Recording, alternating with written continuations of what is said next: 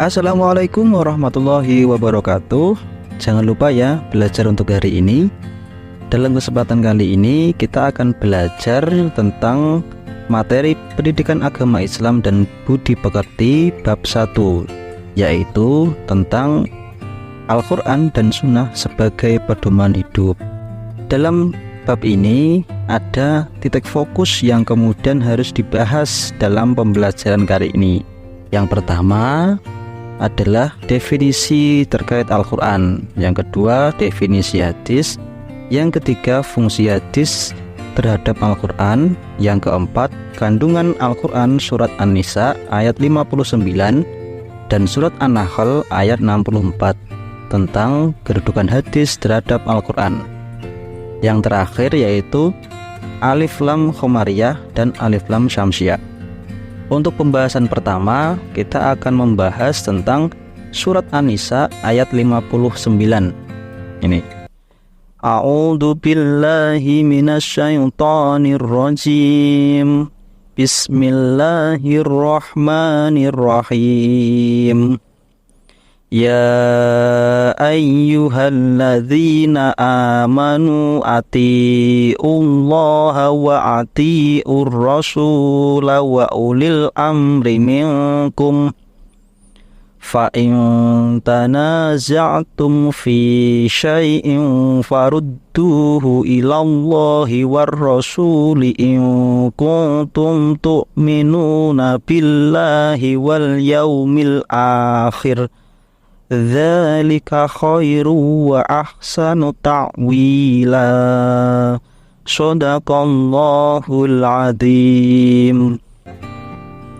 Artinya, wahai orang-orang yang beriman, taatilah Allah dan taatilah Rasul Muhammad dan ulil amri atau pemegang kekuasaan di antara kamu. Kemudian jika kamu berbeda pendapat tentang sesuatu, maka kembalikanlah kepada Allah atau Al-Quran dan Rasul atau sunnahnya. Jika kamu beriman kepada Allah dan hari kemudian, yang demikian itu lebih utama bagimu dan lebih baik akibatnya. Surat An-Nisa ayat 59.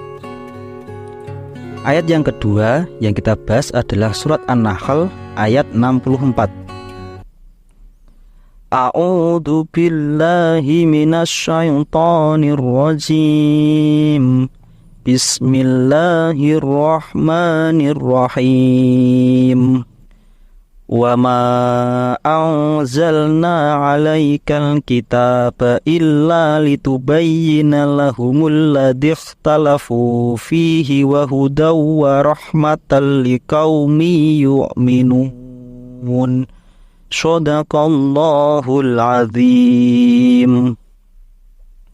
Artinya, dan kami tidak menurunkan Alkitab, Al-Quran ini kepadamu Muhammad, melainkan agar engkau dapat menjelaskan kepada mereka apa yang mereka perselisihkan, serta menjadi petunjuk dan rahmat bagi orang-orang yang beriman. Surat An-Nahl ayat 64. Nah, di sini kita juga akan membahas terkait arti atau makna dalam masing-masing penggalan ayatnya. Ini kita sudah ada contohnya ya. Itu adalah ya ayyuhalladzina, artinya hai orang-orang yang beriman, ilallahi, kepada Allah atau Al-Quran. Nah, itu nanti dijawab ya. Nanti baru ini kita bahas. Pembahasan selanjutnya yaitu terkait menerangkan bacaan Alif Lam Syamsiyah dan Alif Lam Khomariyah. Pembacaan terhadap Al-Quran harus memenuhi aturan ilmu tajwid. Salah satu aturan dalam ilmu ini adalah Alif Lam Syamsiyah dan Alif Lam Khomariyah. Bacaan ini sering muncul pada ayat Al-Quran. Pertama yang kita bahas adalah Alif Lam Syamsiyah. Alif Lam Syamsiyah dibaca dengan memasukkan suara salah satu hurufnya dengan melepaskan suara alif lam. Huruf alif lam syamsiyah terdiri dari 14 huruf, yaitu sebagai berikut: ta, tha, da, dzal, ro, za, sa, sha, sho, dho, to, bo, la, dan yang terakhir adalah na. Ini adalah contohnya. Ar-Rahman. Ini apabila ada alif lam diikuti huruf ro. As-Samai. Apabila ada alif lam diikuti dengan huruf sin. An-Naimi. Apabila ada alif lam diikuti huruf nun. Nah, ini adalah apabila ada alif lam diikuti dengan huruf-huruf syamsiyah yang sudah disebutkan tadi, berarti itu masuk ke dalam alif lam syamsiyah. Ini terkait dengan pelafalannya. Pelafalan bacaan alif lam syamsiyah disebut juga idgham syamsiyah. Hal ini karena suara alif lam dimasukkan ke dalam salah satu syamsiyah yang ada di hadapannya. Suara alif lam menjadi lebur karena dimasukkan dengan huruf syamsiyah tersebut. Untuk mengetahui alif lam syamsiyah dalam ayat Al-Quran terdapat ciri-cirinya. Di antaranya adalah setelah alif lam terdapat huruf tasydid.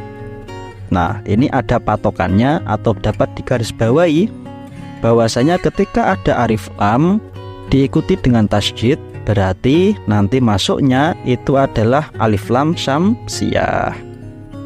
Yang kedua, alif lam khomariyah. Alif lam khomariyah merupakan alif lam yang berhadapan dengan salah satu huruf alif lam khomariyah. Berbeda dengan alif lam syamsiyah, alif lam ini dibaca jelas atau idhar, tidak melebur pada huruf yang ada di hadapannya. Alif lam khomariyah terdiri dari 14 huruf, yaitu a, ba, gha, ha, ja, ka, wa, kha, fa, a, lo, ya, ma, dan yang terakhir adalah ha. Contohnya, alhamdulillah. Apabila ada alif lam diikuti dengan huruf ha. Selanjutnya, ghairil maghdubi alaihim. Apabila ada alif lam diikuti dengan huruf mim. Nah, itu juga sama. Ini apabila ada alif lam diikuti huruf-huruf khomariyah, maka cara membacanya harus jelas. Pada Al-Quran surat An-Nisa ayat 59 terdapat kalimat yang mengandung bacaan alif lam syamsiyah dan alif lam khomariyah. Contohnya adalah 1. Pada lafal ar-rasula terdapat alif lam syamsiyah karena alif lam bertemu dengan salah satu huruf ro. Selain itu juga ada tanda tasydidnya. Yang kedua, pada lafal al-yaumi terdapat alif lam khomariyah karena alif lam bertemu dengan salah satu hurufnya, yaitu ya. Ini cara membacanya harus jelas.